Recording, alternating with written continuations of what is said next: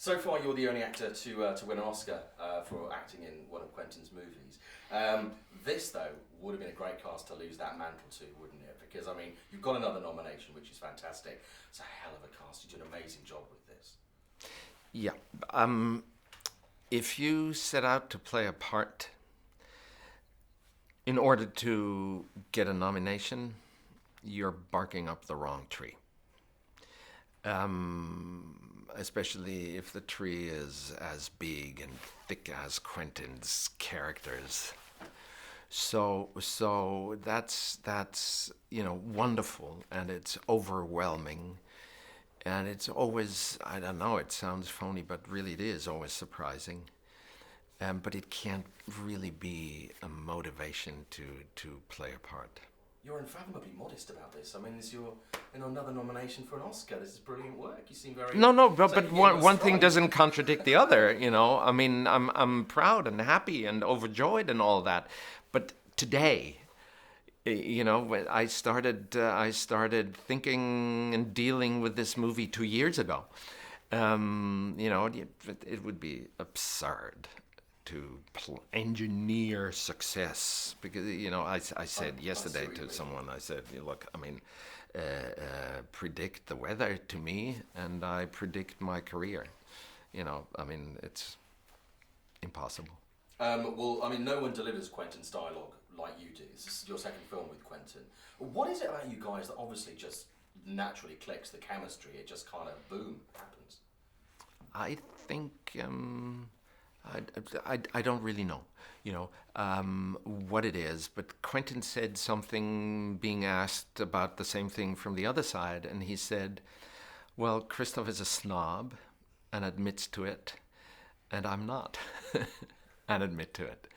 And meaning, I kind of take Quentin's stuff very, very seriously.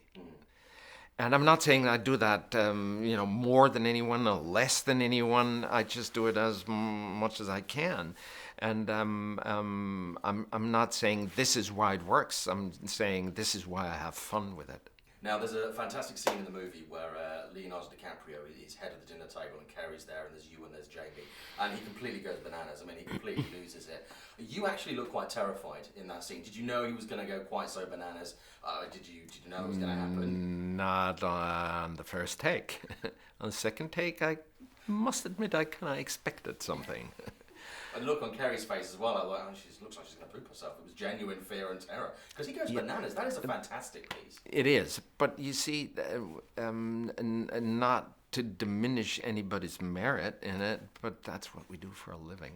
Yeah, I know, but it was just genuine. It seemed really genuine. That's what you generally call a good performance. Sorry, I don't, I'm a snob. No, absolutely. Now, one thing I loved about Django is the fact that it does open up a lot of debates. I mean, obviously, special, racism and slavery. It's going to get a lot of younger people looking at this movie and kind of looking at how they use language, the power of language, and sort of, history as well.